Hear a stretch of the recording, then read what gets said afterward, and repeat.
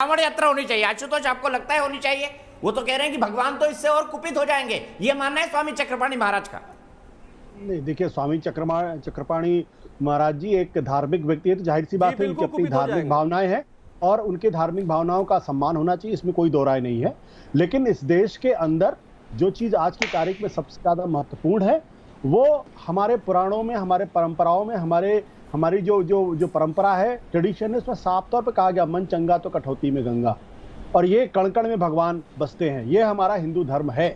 तो मुझे नहीं लगता कि कांवड़ यात्रा पर अगर कोई किसी तरीके की रोक लग जाए या प्रतिबंध लग जाए तो भगवान और परमात्मा कुपित हो जाएंगे, ऐसा मैं बिल्कुल नहीं मानता। हमारे भगवान, हमारे परमात्मा जो है वो अत्यंत दयालु हैं और वो सारी परिस्थितियों को समझते हैं। अब इससे अलग हम दूसरी बात करना चाहता हूँ। पहली बात यह है कि कांवड़ यात्रा पर पूरी तरीके से प्रतिबंध लगना चाहिए। क्यों लगना चाहिए?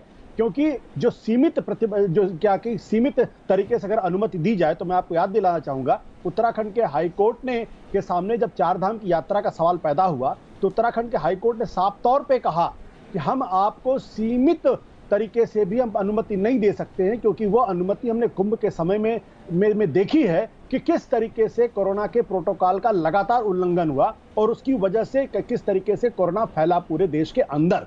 तो इस पूरे मामले में जो हमारा संविधान स्पष्ट तौर पे कहता है कि भाई अगर जान है तो जहान है, अगर हम जीवित रहेंगे, अगर लोग जीवित रहेंगे तो धर्म भी बचेगा, राजनीति भी बचेगी, अध्यात्म भी बचेगा, पुराण भी बचेगा, सब कुछ। अगर हम जीवित ही नहीं रहेंगे तो धर्म कहां से आएगा बीच में?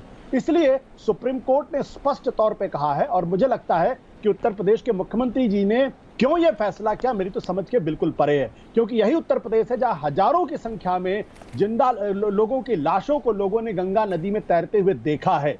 उनके किनारे के जो रेत थे उसमें किस तरीके से लाशों को गाड़ा गया था, और इसमें अधिकांश हिंदू परंपरा के लोग थे। और हिंदू परंपरा के लोग अपनी लाशों को गाढ़ा नहीं करते, अपने शवों को गाढ़ा नहीं करते, उनका अंतिम संस्कार करते, उनका दाह संस्कार करते हैं।